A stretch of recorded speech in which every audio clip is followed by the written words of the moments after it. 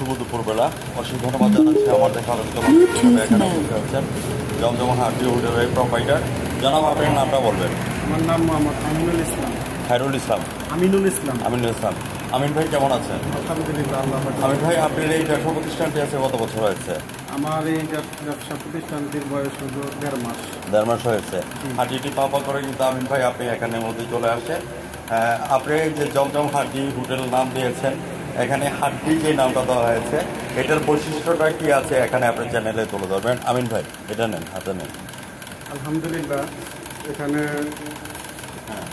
নিরালা হাড্ডি অর্থাৎ গরুর শিলার হাড্ডিগুলি পাকানো হয়, যেগুলি খুব নরম, খেতে সব, চাবানে চাবানে এটা ভেঙে যায়। আচ্ছা আচ্ছা, এটা খুব নাম হাড্ডি দেওয়া হয়েছে। এটা আমরা এখানে নাম দিয়েছি হাড্ডি হোটেল। হাড্ডি হোটেল। তারপরে এখানে কালো গুনা এবং লাল গুনা উভয়টি হয়।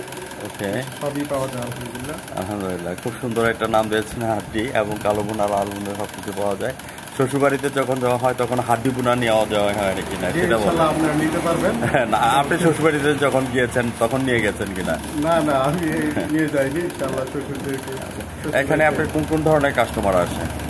আলহামদুলিল্লাহ এখানে আর কিসিমের লোক অর্থাৎ প্রত্যেক প্রকারের লোকই আসে। প্রাইভেট কার আছে, ট্রাক ড্রাইভার আছে, পিকআপ এবং মুরগির গাড়ি, সবই আসে আলহামদুলিল্লাহ। এবং সাধারণ লোক যারা আছে তারাও আসে। আমিন ভাই, সকালবেলার নাস্তা আপনাদের কি থাকে?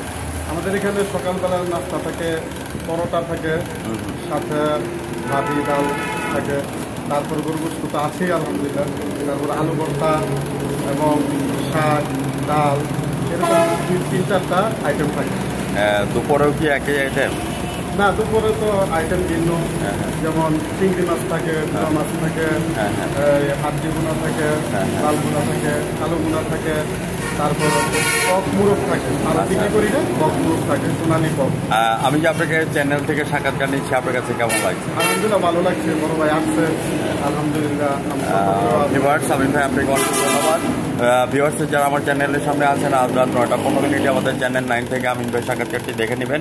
শ্বশুরবাড়ি যাওয়ারে হাড্ডি তৈরি হাড্ডির যে প্রশংসাটা আছে এই জিনিসটা সবচেয়ে বেশি করে নিয়ে যাবেন। আর ঠিকানাটা বলে দেন, এখানের মধ্যে কাস্টমাররা যাতে এসে আপনি ইয়েটা নিয়ে যেতে পারে। জি অবশ্যই, এটা পূর্ব শহীদনগর। এই শহীদনগর থেকে এটা খোলা যাইতে মধ্যখানে মিলন টেক্সটাইলের সাথে।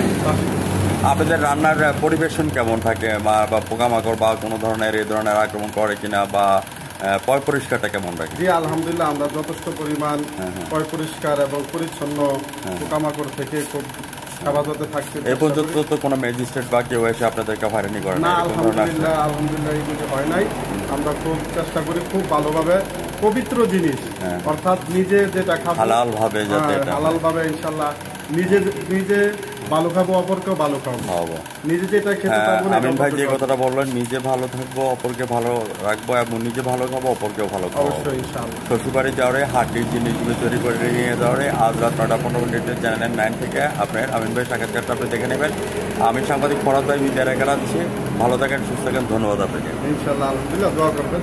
9টায় চ্যানেল 9-এ।